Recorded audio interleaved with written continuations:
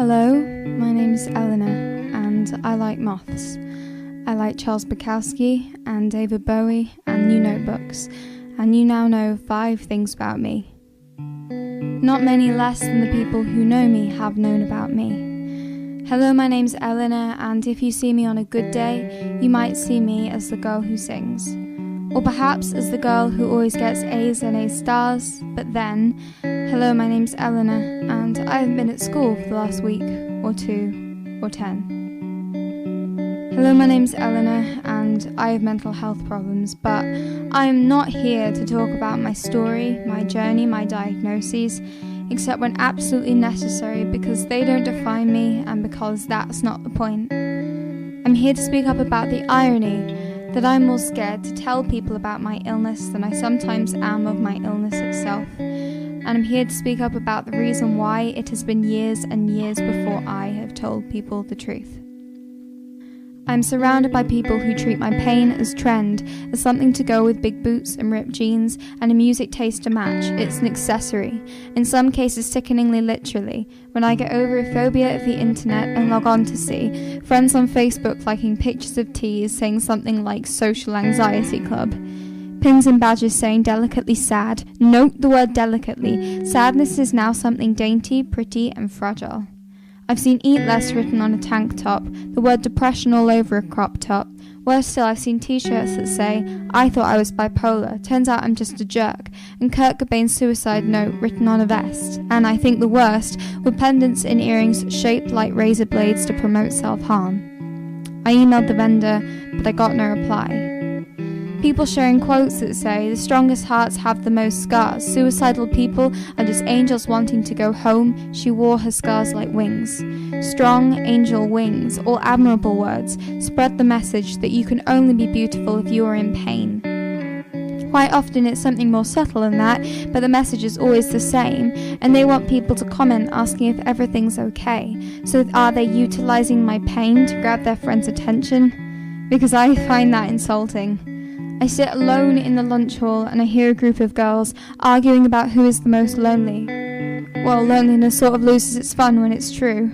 Friendship groups based on self-harm, where all they have in common is a mutual sadness, and when some have capacity for happiness, it's a different kind of madness. They think it's interesting and quirky, maybe they're bored of an ordinary life. I've known people who've faked depression for years while I was silent about mine. I've had friends who've told me I'm lucky to be diagnosed and on medication.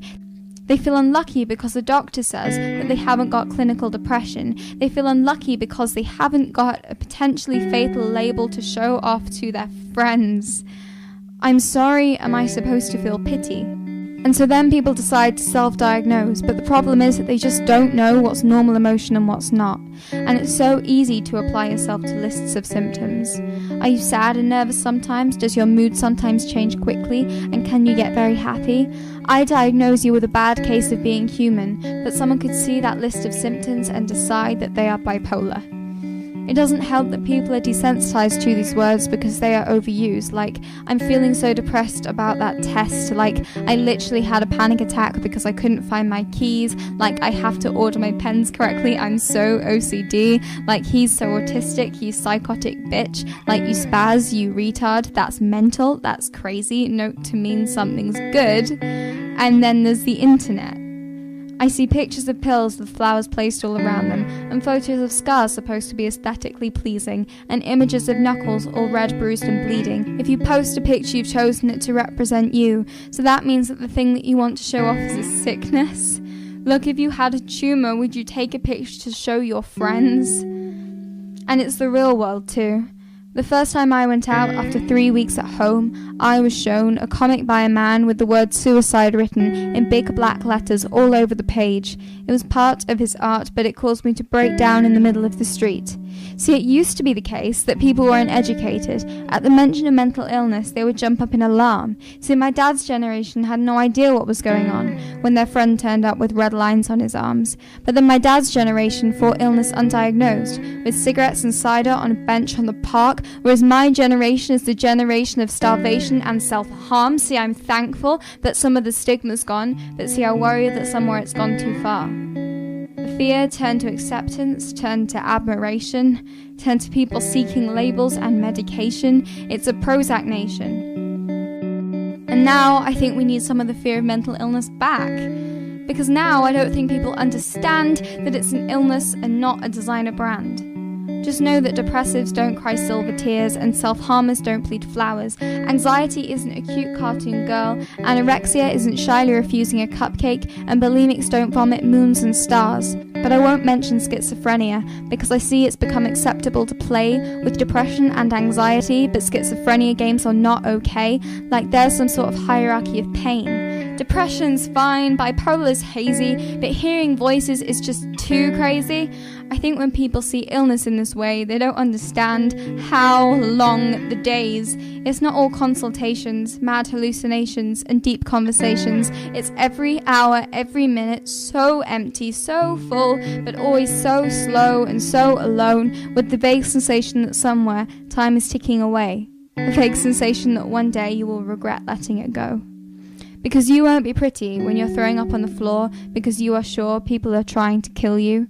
It won't be cute when you wake up in an ambulance saying, "Wait a minute, why am I here?" It won't be beautiful when you have no motivation to wash for a week. And it won't be sophisticated when you have plasters all over your face from peeling the skin off out of fear. I hear the cliche, "I've built these walls to watch them crumble down," and I think, why am I surprised that pain is cool these days? Because these are the girls who, when they were 3, argued about who was to roleplay the baby, because everybody wanted to be the fragile one to be looked after. And these are the boys who, when they were 3, built sandcastles, so at the end they could have the pleasure of kicking them down. And I understand exactly why and how it happens too, and let me tell you. In this world of extremes, where the words sad and okay are paupers, perfect and depressed are the rulers, the king and queen of culture. So if you say that you are sad, naturally you will be ignored. So naturally, out of desire just to be taken seriously for once, you decide to try on a new label, depressed. Because sad went out of fashion like in the Stone Age, wearing a messed up head's now all the rage. Okay, let's try it out. All together now. I'm feeling depressed. Oh wow, that did sound powerful. Maybe it will finally make someone listen to you, sympathize and understand you, hope. But they won't give you what you want. Oh no, not even in your label that is shiny and brand new. Instead, they'll take this opportunity to assure you that they are somehow worse. And you'll feel confused, invalidated, unlistened to, frustrated more than anything, and I won't blame you. So you'll take your turn, trying to convince them that your life is worse, and so it goes on. Welcome. You've joined the Pity Me competition, where you are judged on tears, scars, and self-diagnoses. Welcome to the game where broken is beautiful. It's easy to join and hard to leave, and the things you'll do to win will become worse and worse. But don't you worry, darling, you'll soon become desensitized to the pain that you put yourself through to get to the next level of the game.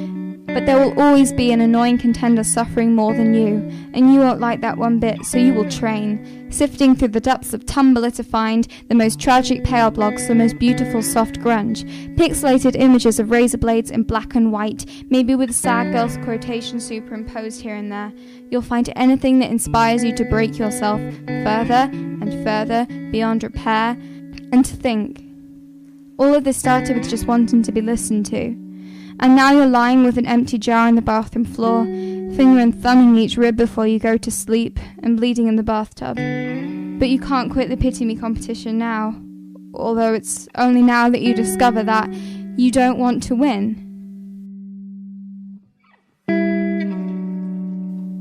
So why do I care? Well, aside from hating watching people ruin their own lives, all this builds a second wave of stigma. People begin to assume that everyone struggling is an attention seeker, and the next generation assumes that repeating the cycle is okay. And it took 6 years to work out that I had a problem, then 2 or 3 years to tell the first person, then half a year for my parents to know, a couple of months for my doctor's appointment, 6 weeks before I could be assessed by a specialist, and another 6 weeks for an appointment with a psychiatrist, half a year for therapy to become available, which, by the way, was absolutely terrible, and another trip round the sun before it all got so bad that I was hospitalised in my GCSE year. And it's only now that people are finally giving me the help I need. Nothing happened for so long because I was scared to speak, and I was scared to speak because I was afraid that people would see me as just another faker, like the people I saw around me every day, just another one of them using mental illness to gain attention. And when the government underfunds mental health as much as they do, all the few appointments are given to those who shout the loudest. People like me, we have no motivation to shout, and so the people like me, we slip between the cracks, watching others get the resources.